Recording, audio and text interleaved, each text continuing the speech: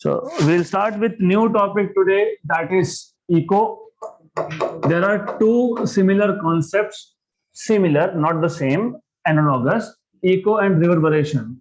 Reverberation we will see later, but today we will see what is echo. तो obviously आपको पता है echo क्या है. When you go to some echo point, why it is called as echo point? क्योंकि वहां पे आप चिल्लाते हो, वही sound आपको वापस सुनाई देती है. So what is happening? It is the repetition of original sound. Why? Because the sound that you generate is getting reflected back from some surface. Normally ये echo point कहाँ होते हैं? Normally echo point होते हैं near some, I mean at some hill stations, because there are so many hills. When you say something loudly, sound wave, longitudinal wave travels through air and then it gets reflected from the hill, and that sound, reflected sound, comes back to you and you hear it again. So what is echo? Repetition. किसका repetition? Of the original sound, right? So the repetition of original sound because of reflection from some reflecting surfaces. A reflecting surfaces can be a hill, it can be a wall also. So very interesting. And if you do engineering, तो engineering में पहले ही साल में आपको physics में acoustic नाम का एक चैप्टर आएगा, और acoustics में you will be taught everything related to sound, how sound is generated, then how it is transmitted, then how it is received, मतलब detected. और आपको उसमें थोड़ा सा पार्ट डिजाइनिंग का भी होगा. डिजाइनिंग मतलब to if you want to design an auditorium, of course अगर आपको पता होगा earlier days, maybe you have not experienced it but I did. हमारे यहाँ पे जो थिएटर है, सिनेमा हॉल्स, वहां पे साउंड सिस्टम, मतलब साउंड क्लियरली नहीं सुनाई देता था. Not because they were using cheap sound system, because of poor engineering. The sound was getting reflected back and multiple echoes were heard. So sound were getting mixed up. So nowadays if you go to any cinema hall, you will see कि वहां पे वो अलग-अलग material लगाते हैं. Ceiling पे कोई material होगा, पीओपी, वॉल्स पे there is some material, so that acts as absorber. तो sound no more gets reflected back from walls. पहले तो ये भी था कि जो इस चेयर पे बैठते हैं, that used to be steel chair. Metal is a good reflector of sound. तो nowadays they put cushions and everything. तो cushion डालने की वजह से भी reflection का problem to some extent has decreased. Okay, so echo, पहले तो echo define कर देंगे, then we will see other things. So the repetition of original sound due to reflection from reflecting surfaces,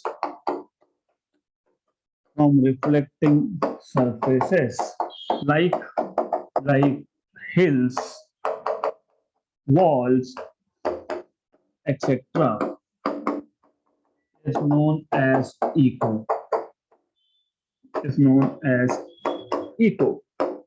Well, इसका मतलब तो ये हो गया कि अगर मेरे पास एक साउंड सोर्स है and I have a hill, right? तो doesn't matter साउंड सोर्स कितने डिस्टेंस पे हो, कितने भी डिस्टेंस पे हो, बहुत पास में हो, बहुत दूर हो, you should always hear echo. क्योंकि हर बार क्या होगा, साउंड वेव निकलेगा, वो रिफ्लेक्ट होके वापस आएगा. तो एक बार आप ओरिजिनल साउंड सुनोगे और एक बार आप रिफ्लेक्टेड साउंड सुनोगे. अगर आप खुद ही साउंड सोर्स हो, you yourself, you are saying something, तो जब आप कुछ बोलते हो तो खुद को सुनाई देता है ना. When you say something, you hear original sound and then you will hear reflected sound also. तो ये तो हर बार ऐसा होना चाहिए, लेकिन फिर अगर ऐसा हर बार होता तो इस क्लासरूम में भी इको होना चाहिए था. फिर इको पॉइंट पे जाने की जरूरत क्या पड़ती? You stand anywhere and say something and you hear it back. So the thing is, there are certain conditions under which echo can be heard. वो condition depend करता है little bit on our brain also, because हम कोई भी word सुनते हैं तो उस word का या उस sound का, to be precise, जब आप एक sound सुनते हो तो उस sound का effect in human brain remains for 0.1 second, 0.1 second. So human brain retains that effect of sound for 0.1 second. तो अगर ओरिजिनल साउंड सुनने के 0.1 सेकेंड के बाद, मोर देन 0.1 सेकेंड, उसके बाद अगर रिफ्लेक्टेड साउंड आता है तो you here repetition of sound. अगर उससे पहले ही आ जाता है या फिर उतने टाइम में आता है तो you don't hear repetition of sound. So the idea here is it's just like memory of your phone. Your phone saves something, right? And मान लो कि उसमें ऑटो डिलीट का ऑप्शन डाल दिया मैंने, right? तो if the sound, original sound, if you are hearing something, original sound, उसका effect human brain में रहता है ओनली फॉर 0.1 सेकेंड. तो अगर रिफ्लेक्टेड साउंड 0.1 सेकेंड से पहले आया या फिर 0.1 सेकेंड में आ गया तो आपको you will not hear echo. पर मान लो you say something and then after 0.1 second reflected sound comes back to you, then you will hear that repetition. नहीं तो ओवरलैप हो जाएगा ना, इट विल बी ओवरलैपिंग. उस पर हम क्वेश्चन भी सॉल्व करेंगे. सो एनीवेज, तो first of all you need to know basics. तो human brain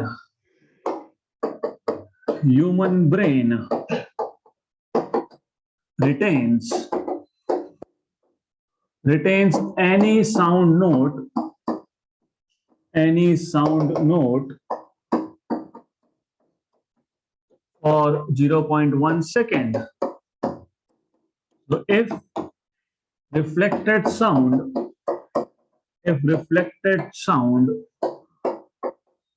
reaches after 0.1 second,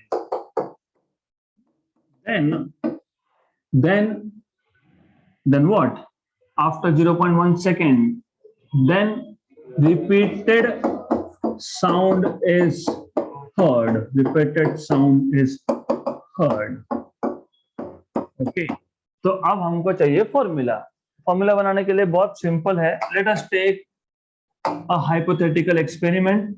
इसमें हमारे पास एक रिफ्लेक्टिंग सरफेस होगा और वो reflecting surface it is at some distance d from the source. So we have a sound source. और मैं ऐसा अज्यूम कर रहा हूं कि जो इंसान साउंड जनरेट कर रहा है वही खुद सोर्स है और खुद लिसनर है.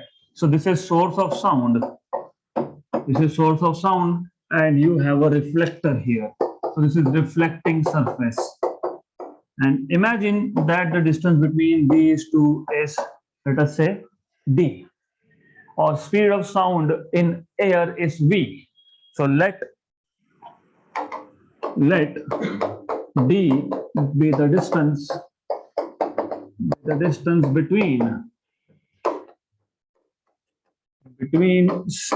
between source of sound and reflecting surface.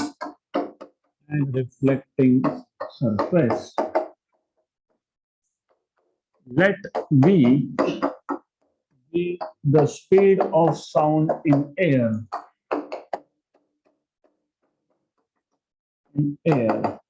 Right? तो अब सबसे पहले what we are trying to do here is, जैसे मैंने आपको बताया कि हर बार आपको इको सुनाई नहीं देगा. इको के कुछ कंडीशंस है. कंडीशन क्या है कि जो भी रिफ्लेक्टेड साउंड हो वो 0.1 सेकेंड के बाद में आना चाहिए. तो जो साउंड रिफ्लेक्ट होके आएगा वो 0.1 सेकेंड के बाद आना चाहिए. मतलब ये कि it depends on distance. Why? Because what is velocity? Speed upon time, है ना? Velocity speed upon time, right? Yes, distance upon time. I will keep on saying something like this in between to check if you're awake or not. So what is speed? Distance upon time. So distance upon time. So speed into time is distance. तो eco सुनाई देगा कि नहीं सुनाई देगा ये depend करेगा distance पे. अगर रिफ्लेक्टिंग सरफेस का इतना डिस्टेंस है कि जो साउंड सोर्स जनरेट कर रहा है वो रिफ्लेक्ट होके वापस आने में टाइम जो है वो 0.1 सेकेंड से ज्यादा लगना चाहिए. अगर रिफ्लेक्टिंग सरफेस आप बहुत पास में रख रहे हो तो जो रिफ्लेक्टेड साउंड है वो 0.1 सेकेंड से पहले ही पहुंच जाएगा, right? So you need to understand this. It all depends on distance. So the reflecting surface should be at some particular distance from the source to hear echo. तो हमें क्या find करना है? हमें डिस्टेंस फाइंड करना है. We want to know कि कितने डिस्टेंस के लिए, for how much distance echo can be heard. Minimum distance कितना होना चाहिए? तो ऑब्वियसली मिनिमम डिस्टेंस कितना होना चाहिए?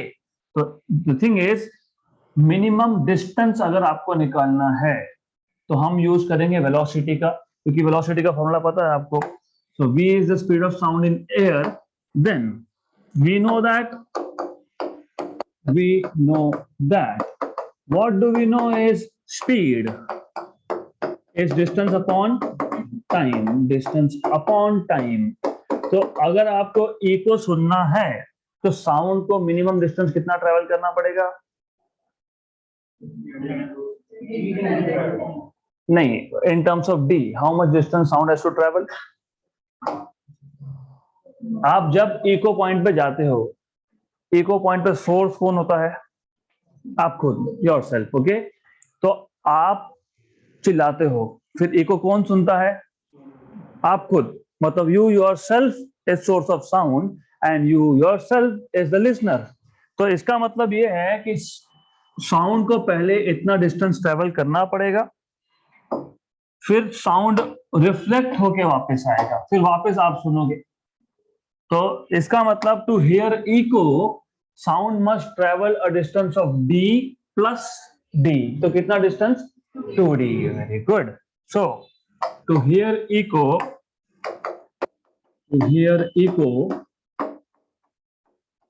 the distance traveled by the sound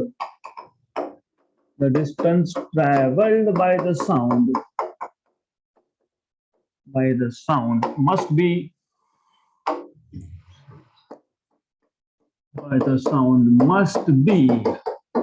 d plus d, that is equal to 2d, right? Therefore अब पहले तो यहां से आप लिख सकते हो time equal to distance upon speed. also time equal to distance upon speed. Okay, good. So to hear echo, distance कितना है? 2d. स्पीड को क्या बोला है? v. so to hear echo, condition क्या था टाइम का? to hear echo time should be greater than 0.1 second. पर टाइम क्या है? Distance upon speed. डिस्टेंस कितना है? 2d अपॉन स्पीड कितना है? v. It should be greater than 0.1. मिल गया कंडीशन, राइट? तो याद रखना, this is what you need to know. This is 2d by v. और to hear echo time should be greater than 0.1 second for human, of course, for humans. Okay, so 2d by v greater than 0.1. So d should be greater than 0.1 v by 2. अब if you remember, हमने speed of sound in air find किया था. कितना था value? 332 metre पर second. लेकिन remember, उसके आगे एक और चीज मैंने लिखी थी, एट 0 डिग्री सेल्सियस, राइट? तो रूम टेम्परेचर पे जब आप फाइंड करते हो, रूम टेम्परेचर पे, तो it turns out to be 340. तो you should know v, but v is equal to 340 metre पर सेकेंड at room temperature. तो at room temperature मतलब at 27 डिग्री सेल्सियस. तो ये वैल्यू यहां सब्स्टिट्यूट करोगे, तो therefore d will be greater than 0.1. v is 340 upon 2.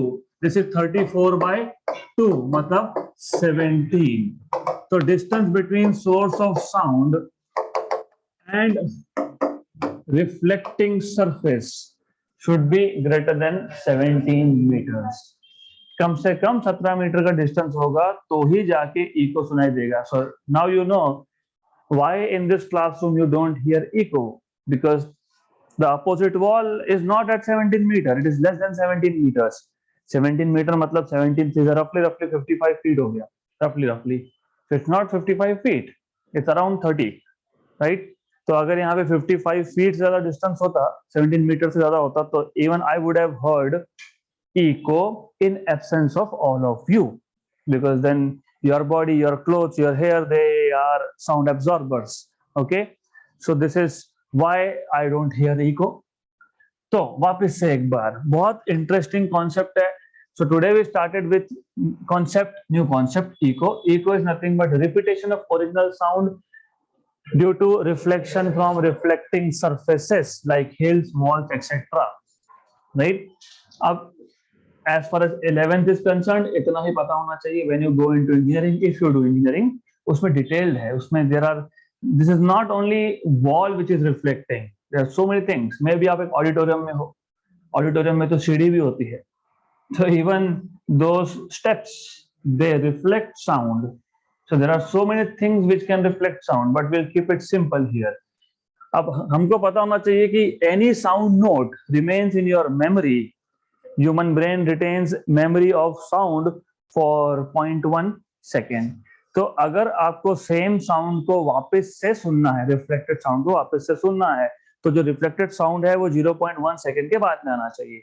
0.1 second के बाद में आना चाहिए, तो वो डिपेंड करेगा डिस्टेंस पे, distance of source and the reflector, assuming कि सोर्स खुद ही लिसनर भी है. सोर्स हिमसेल्फ और हरसेल्फ इज लिसनर, राइट. अब तो लेट अस से सोर्स और रिफ्लेक्टर का डिस्टेंस है d.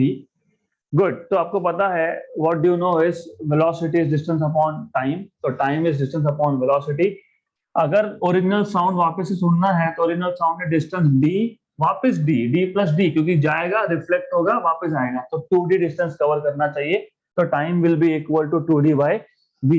So to hear echo, this time should be greater than 0.1 second. So 2d by v should be greater than 0.1. So d should be greater than 0.1 v by 2. And speed of sound in air at NTP, I don't know why you call it as NTP. What is normal temperature? 27. Room temperature 27 degree होता है. So it is speed of sound is 340 meter per second in air. Okay, so you have to put this value there, 0.1 into v, 340 into 0.134 by 2, so it is 17. So distance should be greater than 17 meter. So let us solve an example on echo. A man shouts loudly close to a high wall. He hears an echo if the man is at 40 meter from the wall. मतलब distance आपको दे दिया 40 meter. How long after the shout will the echo be heard? Speed of sound in air is 330 meter per second. So speed of sound in air is 330 meter per second. अभी हमने बोला 340, इन्होंने बोला 330. Okay, so whatever value they have given you have to use this. तो 330 metre पर second. Fine. आपको fine क्या करने के लिए बोला है?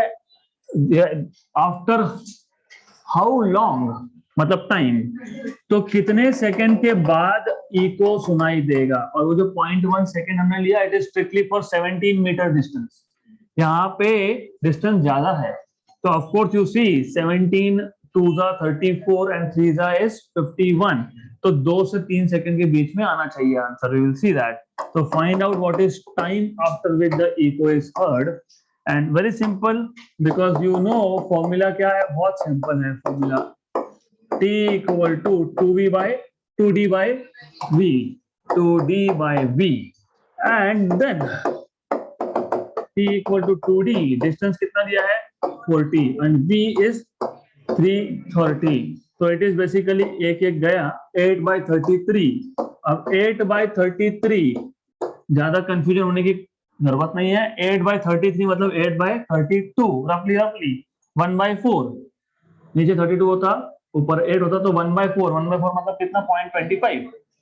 0.25 अप्रोक्सीमेटली. एग्जैक्ट आंसर अगर आप देखोगे तो 0.24 समथिंग आएगा. The exact value is 0.245. So 0.245 seconds. So this is what you will get. हो गया क्वेश्चन खत्म.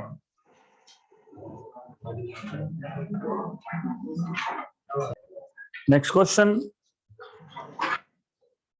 So we will solve some questions from practice problems now. A certain sound wave in air has a speed 340 meter per second. So what you have been given is speed which is 340 meter per second and wavelength is 1.7 meter. Calculate frequency and period. बहुत simple सा question है. I just wanted to check. I mean, they just wanted to check if you remember basic formulas or not. तो frequency पूछा है और आपको पूछा है time period. तो it is very simple. अगर आपको velocity और lambda दिया है और अगर आपको frequency पूछा है तो आपको फॉर्मूला बताना चाहिए v equal to n lambda. यहाँ से आपको n मिल जाएगा v by lambda. दूसरा अगर आपको frequency पता है और time period पूछा है तो 1/n. So extremely simple. Number one, n equal to v by lambda. V is 340. Lambda is 1.7. अगर ये this is 3400 by 17 in short. तो 1 जा and 200 जा. तो 200 hertz का frequency है. You have frequency of 200 hertz. Hertz कैसे? Velocity is meter per second. Velocity is meter per second. Wavelength is in meter. Cancel 1/second. 1/second को आप बोलते हो hertz. So that is correct. Good. Then you are supposed to find out time period. Time period capital T is 1/n. 1/200. So this is 1/2 into 100. Right? इसको ऊपर भेज दोगे तो 10 power minus 2/2. 1/2 is 0.5. तो मिल गया 0.005 second. So this is how you can find out period. Done.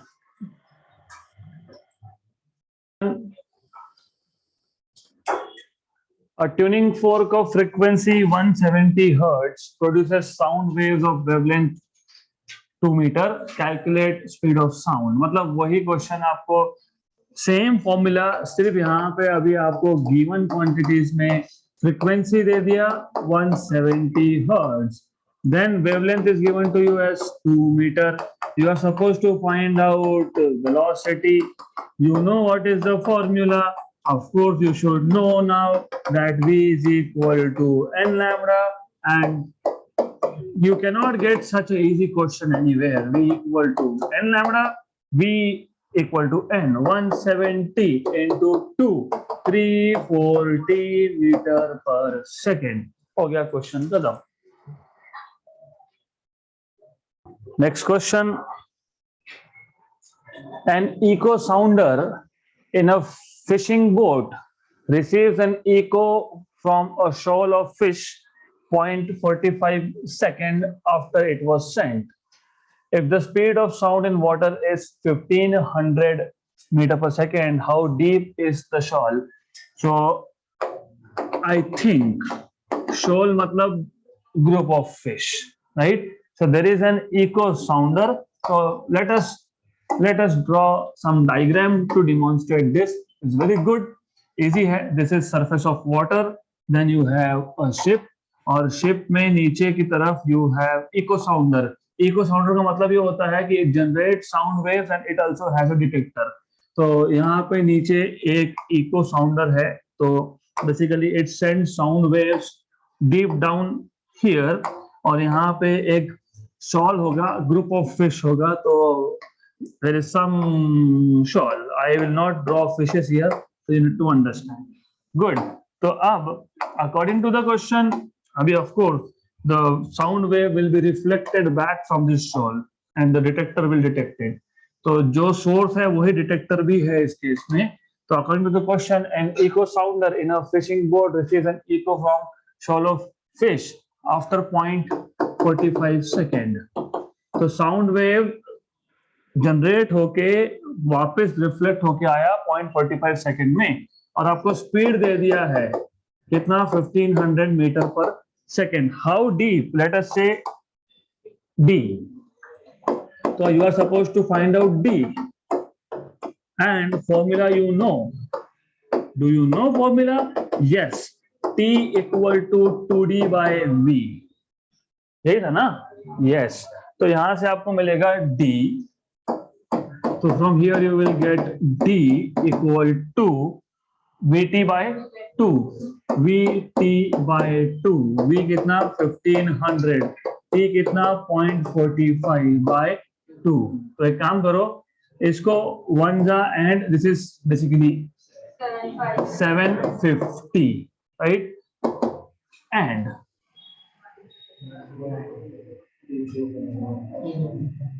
that is why you need to be careful while calculations. Okay, एक काम करो, if you are getting confused, एक काम करना, ये दो जीरो और 0.45, 0.45 मतलब 45 to 10 power minus 2, और ये 10 power plus 2, तो ये आ जाएगा आपके पास 45, ये आ गया 15 और बाय 2। अब आपके ऊपर है 7.5 कर लो या फिर पहले इसको मल्टीप्लाई करो। I prefer multiplying these two first, क्योंकि 45 into 15 मतलब 45 into 10 450 plus 45 into 5, 45 into 5 is 225, तो 450 plus 225 675, 675 का हाफ 337.5, तो 337.5 meter, so it is at 337.5 meter.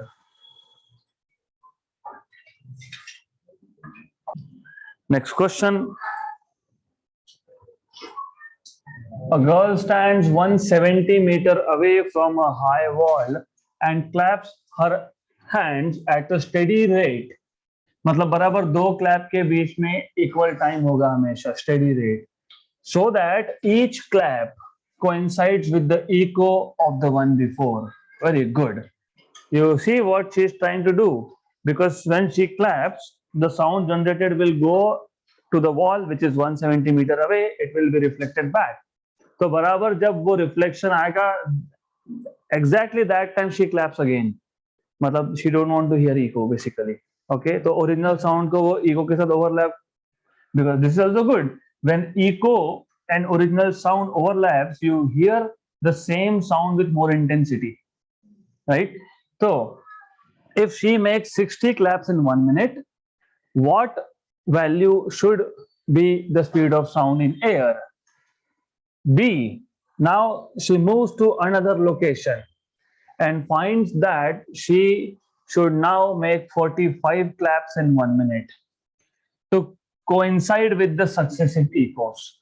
तो distance change किया तो definitely rate of clapping should also change. Calculate her distance from the new position, for the new position from the wall. Very good question. तो दो parts है इसके। पहले part में, you see, in part number 1 you have been given distance, that is 170 meter.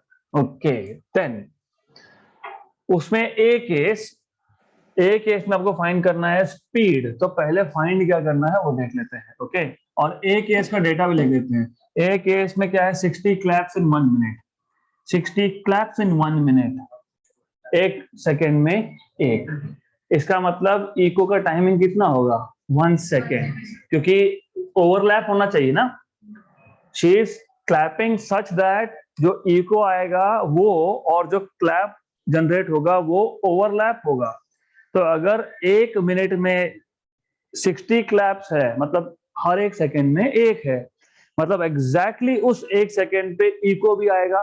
मतलब उन्होंने बता दिया what is the time for echo to be heard, 1 second. Good, तो this I will be putting in words, तो इसको मैं रख देता हूं फिलहाल। तो what you are suppose to find out, you are suppose to find out A में आपको फाइंड करना है speed of sound in air, B में आपको फाइंड करना है new distance, right? And in both cases because question is related to echoes, तो formula तो दोनों में सेम लगने वाला है। तो फॉर्मूला में you will need T equal to 2D by V। Good, तो अब case number A, case A, इसमें आप बोल सकते हो since the clap and echo overlaps, hence the time of echo is time of echo is 1 second. Is 1 second. अभी 1 second कैसे आया वो बता देना. Since girl claps कितना 60 times a minute है ना, 60 times a minute, 60 times in 1 minute, 1 minute, therefore 1 clap in 1 second. ये आ गया आपका 1 second. तो पहले केस में डिस्टेंस तो वैसे भी दिया था 170, therefore t equal to t1 equal to 2d1 by v. v1 मत लिख देना क्योंकि पहले केस में दूसरे केस में एयर ही था. ऐसा तो हुआ नहीं कि पहले एयर में क्लैपिंग की फिर जाके पानी में क्लैपिंग किया, तो वो v1 v2 नहीं. therefore v equal to 2d1 by t1, 2 into 170 by t1 is 1, 340 meter per second. This is the speed of sound in air. B.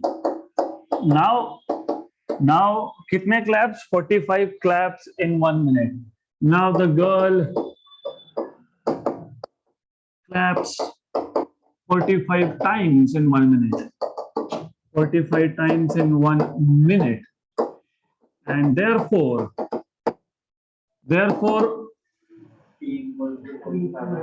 equal to 45 by, हाँ देखो कैसे करते हैं, देखो 45 claps in 1 minute ना, तो ऐसा लिख सकते हो.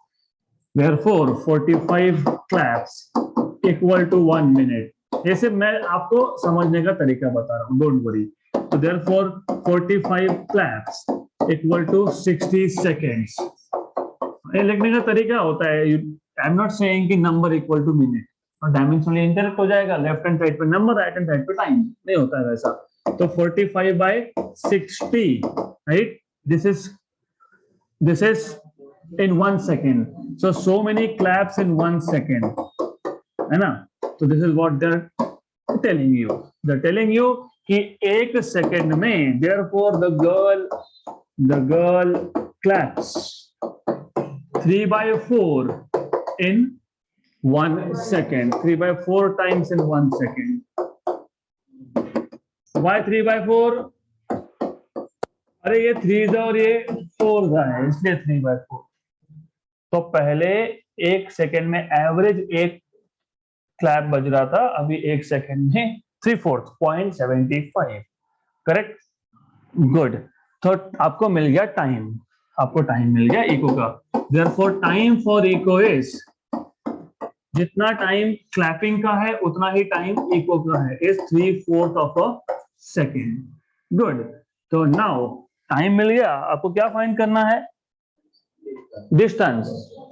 And what do you know is T2 equal to 2d2 by v. Therefore d2 is vt2 by 2. v is 340. Mention नहीं किया है, नहीं किया तो हमने फाइंड किया 340. और ये है 3/4 और नीचे है 2. Yes, or 1 is 170, 2 is 85, 85 3 is 85 3 is 255, 255 by 2 ना. अरे 83 is कितना? 83 का कितना? वेट अ मिनट, 240 और ऊपर का 5 into 3 15, 240 plus 15 255, 255 by 2 127.5 meter. This should be the distance, new distance, और यही आंसर मिलना चाहिए ऐसे आपको. So this is what you should get.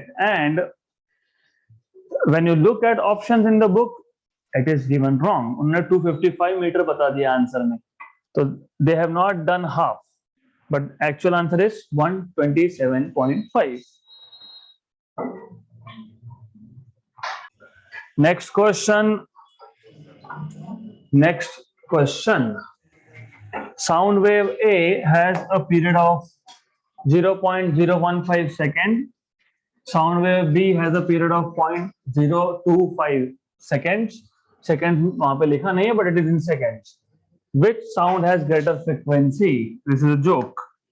जिसका टाइम पीरियड कम होगा उसका फ्रीक्वेंसी ज्यादा होगा, क्योंकि it is time period and frequency are inversely related. तो आपको पता है किसका टाइम पीरियड कम है, ए का, राइट. तो फ्रीक्वेंसी किसका ज्यादा होगा, ए का. तो डन. लेकिन anyways we will also find out what is the frequency. तो given time period of a is 0.015 and time period of B is 0.025 second and second. You are supposed to check किसका frequency ज्यादा. तो I will not waste any time in writing down to find formula, because all of you know frequency of A is 1 upon time period of A. 1 upon time period of A. Time period of A is 0.015. इसका मतलब it is equal to 1 upon 15 into 10 power minus 3. इसको ऊपर भेज देंगे तो 1015. 3 this is 200. 200 into 5.